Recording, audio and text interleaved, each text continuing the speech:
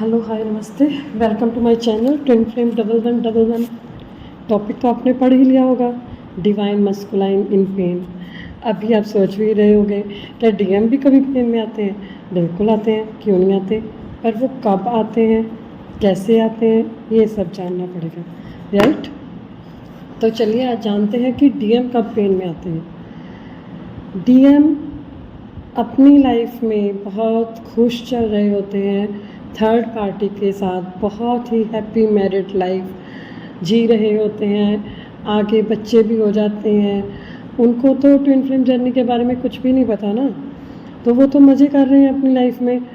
तो होता क्या है, जैसे जैसे डीएफ अपने पे काम करती है, डिवाइन फेमिनाइन अपने पे काम करना शुरू करती है, वो अपना फोकस डीएम से हटाकर अपनी ग्रोथ पे देना शुरू करती है, तभी 5D लेवल पे डीएम की सोल को फील होता है कि मेरी डिवाइन फेमिनाइन ने मुझे चेस करना बंद कर दिया है, उसने मुझ पे ध्यान देना बंद कर दिया है।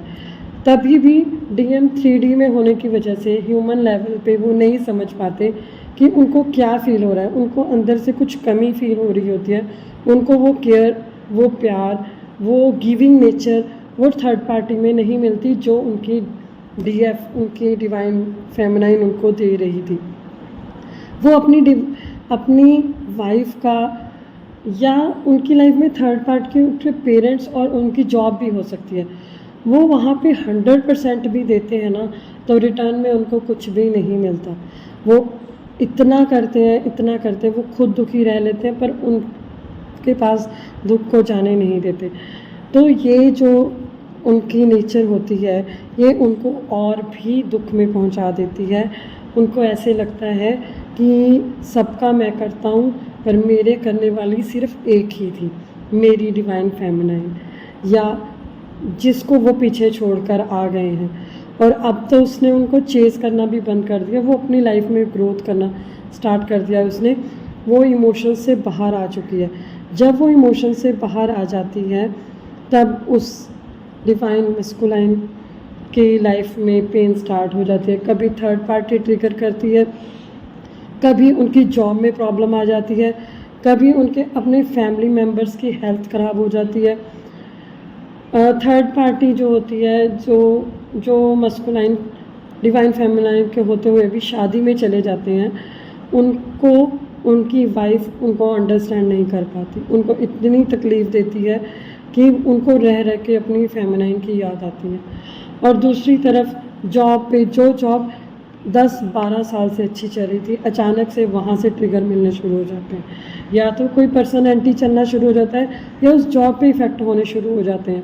और रही सही कसर फैमिली की, तो फैमिली में भी हेल्थ इश्यूज स्टार्ट हो जाते हैं, कभी कोई बीमार, कभी कोई बीमार, उनका फाइनेंशियल स्टेटस भी डाउन होना शुरू हो जाता है। जिन जिन चीज़ों के पीछे लगकर वो अपनी डिवाइन फेमिनाइन को छोड़कर आए थे, वो सारी चीज़ें उनको लाइफ में ट्रिगर करना शुरू कर देती है और उनकी डिवाइन फेमिनाइन की वैल्यू को समझाती हैं कि उनकी क्या वैल्यू थी, क्या अहमियत थी उनकी लाइफ में।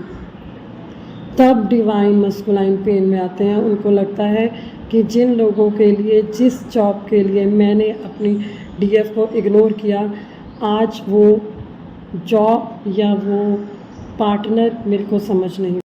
यहाँ से शुरू होती है डिवाइन मस्कुलाइन की अवेकनिंग। उनको समझ में आना शुरू होता है कि उनकी हैप्पीनेस, उनकी खुशी उनकी डिवाइन फेमिनाइन में है। उनको समझ में आता है कि सबके होते हुए भी उसकी कमी क्यों महसूस हो रही है। वो एक स्पेशल कोई मेरा रिलेशन है उसके साथ, वो उसके पास दोबारा जाना चाहते हैं। अभी ये जब वहाँ जाना चाहते हैं और कोशिश करते हैं वहाँ जाने की, पर हिम्मत नहीं जुटा पाते, तब वो और भी तकलीफ़ में आ जाते हैं कि अब मैं अपनी मस्कुलाइन का सामना, फेमिनाइन का सामना कैसे करूँगा। फेमिनाइन के पास जब वो वापस जाते हैं, तो अभी वो अपने इमोशंस उसको दिखाना शुरू करते हैं, पर टाइम चेंज होता है, हर पर्सन का चेंज होता है। अभी डिवाइन फेमिनाइन को उन पे विश्वास नहीं रहता। जब वो सामने आते हैं एक दूसरे के और वो अपने केयर डिवाइन फेमिनाइन को देना शुरू करते हैं तो अब डिवाइन फेमिनाइन के पुराने इश्यूज़ फिर से जागृत हो जाते हैं। उनको वो सब बातें याद आ जाती हैं जो डिवाइन मस्कुलाइन के साथ ने उनके साथ की थी। वो पुरानी चीज़ें सब याद आती हैं, पर फिर भी डिवाइन फेमिनाइन अपने आप पे वर्क करना शुरू करती है और इस बार खेल बदल जाता है कि अभी डिवाइन मस्कुलाइन को पता चलता है कि मेरी डिवाइन फेमिनाइन जो है वो मुझसे दूर हो चुकी है। उसके मन में अब मेरे लिए पहले जैसा प्यार नहीं रहा है। वो डिवाइन मस्कुलाइन और पेन में जाते हैं। फिर उनकी अवेकनिंग स्टार्ट होती है। वो भी सर्च करना शुरू करते हैं कि आखिर ये रिश्ता है क्या। तब उन्हें भी इस जर्नी के बारे में पता चलता है। तब दोनों सोल्स अवेकन होके अपने सोल पर्पस के लिए काम करती हैं। पर इस जर्नी में पेन तो दोनों को ही मिलती है, डिवाइन फेमिनाइन को भी, डिवाइन मस्कुलाइन को भी। डिवाइन फेमिनाइन को मिलती है अपने मस्कुलाइन से और मस्कुलाइन को मिलती है उन सभी चीज़ों को से जिनको उन्होंने प्रायोरिटी दी थी, अपनी फेमिनाइन से ऊपर रखा था, अपनी फेमिनाइन को पीछे रखा था। जब तक डिवाइन मस्कुलाइन अपनी लाइफ में अपनी फेमिनाइन को प्रायोरिटी नहीं देंगे, तब तक डिवाइन मस्कुलाइन के साथ ये सब कुछ होता रहेगा। उनको ये रिश्ते को समझना होगा, इस रिश्ते को अंडरस्टैंड करना होगा, तभी ये जर्नी पूरी हो पाएगी। अगर आप इस जर्नी को नहीं समझ पाओगे तो आप अपने सोल मिशन पे काम नहीं कर पाओगे।